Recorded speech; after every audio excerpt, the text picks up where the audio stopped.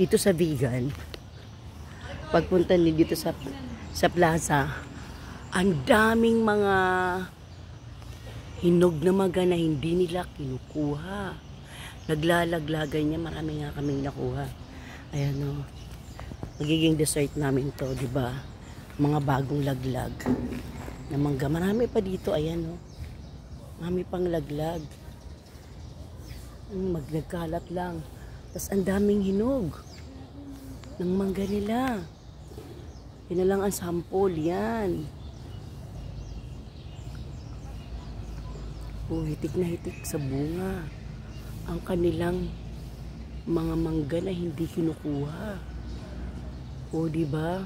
Eh, mahilig pa naman ako dun sa laglag na mangga kasi alam ko yun yung pinakamatamis sa lahat. Nakakatuwa dito. Libreng dessert. Ayan.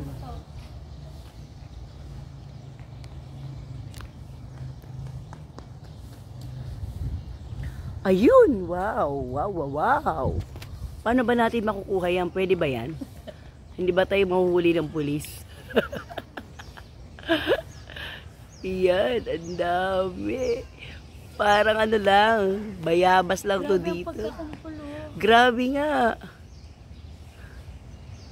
Hala, ang dami pa!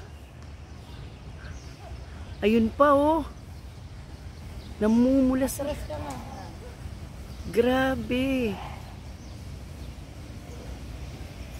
Para silang mga apple. Baka apple mango yan. Andun talaga sa taas oh. Ay grabe. Kita nyo yun? Ito may lumalabas na tubig dito.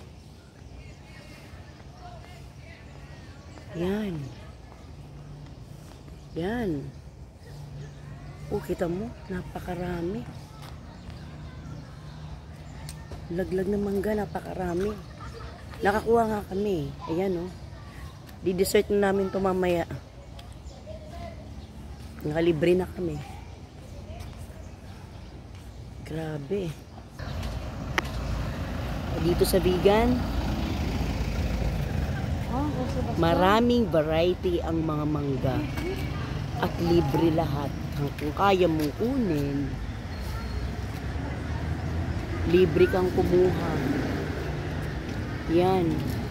Kasi napakarami nilang mangga dito.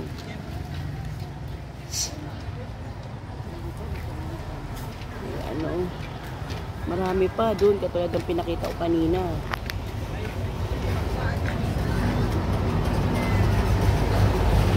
Lahat yan puno ng mangga, puno ng hitik sa bunga.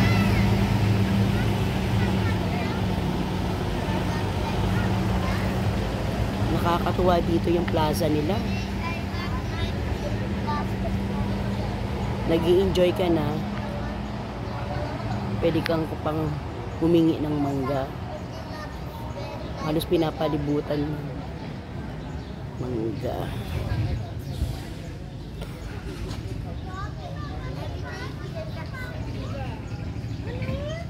Yan, halos pinapalibutan niya ng mangga. Nakapalibot ang mangga dito at lahat halos may bunga. Tingnan ka, laki-laki oh. Oh. Ayun oh, ang bunga nila na.